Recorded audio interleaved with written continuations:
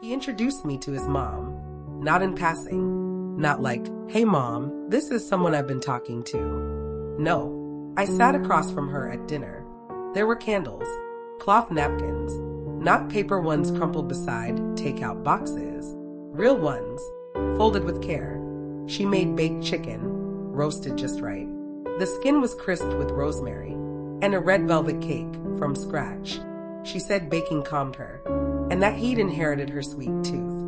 She asked if I liked kids. I said, "Depends on the kid." She laughed and said, "Well, his niece is already obsessed with you." I blushed. He reached under the table and squeezed my hand, not in a performative way, just a quiet reassurance. And in that moment, I felt it. The shift, the one you feel in your chest, like your heart took one small step forward, before your brain could stop it. I thought, this isn't casual.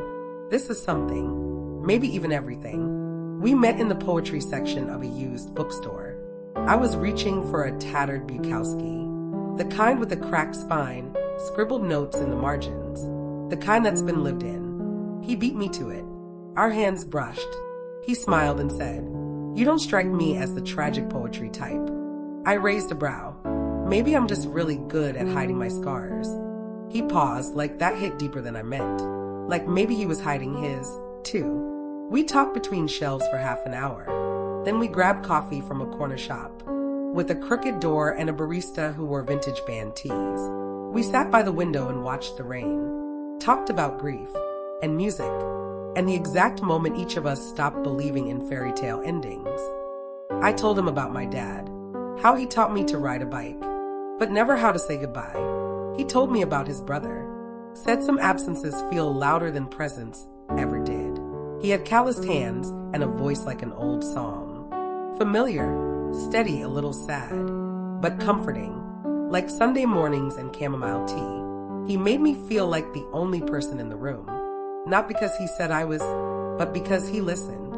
Not the kind of listening that waits for its turn to speak. The real kind. The kind where someone looks at you, like you're a story they've been waiting to read. He remembered I liked my coffee black with oat milk. No sugar. Always too hot. He remembered the song I said made me cry in high school. Played it the next night on a late drive home. He sent texts before I even woke up. "Good morning, sunshine, sun." And at night, "Text me when you're home safe." He didn't just show up. He stayed, not with grand gestures, but with tiny consistencies. That made it feel safe to exhale. And that's all I'd ever wanted. Not fireworks, just someone who made a quiet moment feel like enough. So when he said, "My mom's been dying to meet you," I didn't hesitate. It felt natural, like the next chapter. But the next day, something shifted. He was slower to respond, shorter with his words, and I started spiraling. Had I said something wrong at dinner? Did his mom not like me? Was I too much? Too soon? I started blaming myself for everything. I sent him a voice note, told him I missed him. I cried in the third one. I didn't mean to, and when I hit send, I immediately wanted to take it back. I sounded so needy. But what else do you do when someone disappears, after they made you feel like their future? There was no answer. No call. No, "Hey, work's been crazy." Just silence. The kind that makes you question if any of it was real. I didn't get the truth from him. Not in a text. Not in a trembling phone call. Not even in a lie I could hold on to. It came from Instagram. A friend I hadn't spoken to in months messaged me, "Isn't this the guy you were dating?" My heart didn't race. It just stopped, like it was bracing for impact. I clicked the link. There he was, in a navy blue suit, arm around a girl in a white dress, all golden hour glow and vineyard romance. The caption read, "Can't wait to marry my best friend this fall, ring sparkles." It had been posted 2 days ago, and just like that, the air left my lungs. He was engaged, not newly, not recently, the entire time. Every text, every song, every "I feel safest with you." A lie, layered like a lullaby. And that night at his mom's table, the peach tea, the baby photos, the woman who hugged me like I already mattered, she didn't know either. I wasn't a secret. I was a pause.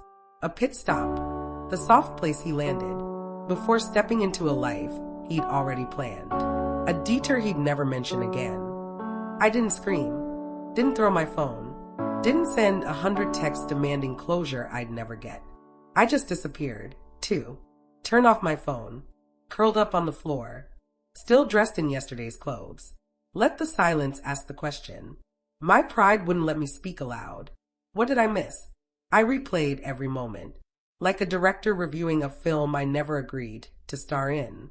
The bookstore, the playlists, the late-night drives, his mother's warm smile. Were those moments real? Or was I the only real part? Did she, his fiancée, ever see my name in his phone? Did he hide me with code names? Did his mother ever wonder why I never came back? Here's what I've learned. Ghosting is grief with no funeral. You mourn someone who's alive, but who chooses to pretend you don't exist? It's the cruelest kind of death. No body, no goodbye, no closure, just absence and silence, and you, screaming into a void that never echoes back. But here's what else.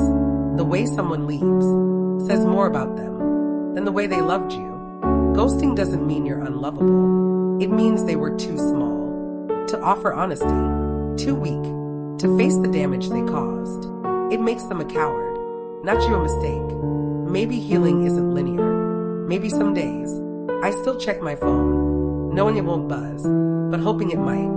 Maybe there are songs I skip, places I avoid, photos I scroll past too quickly. But I'm learning that every time I don't reach out, every time I don't chase closure, I reclaim a piece of myself. Every time I choose silence over begging, every time I choose peace over pain, I rise. Maybe I wasn't the one, but I am someone worth choosing, out loud, in the open, without shame. And next time, I'll only give my heart to someone brave enough to hold it, not like a secret, but like a promise. Have you ever been ghosted after getting close? Speech Balloon, drop your story in the comments. Your voice matters here. Bell subscribe to Drifted Heart for weekly heartbreak confessions and anonymous love stories.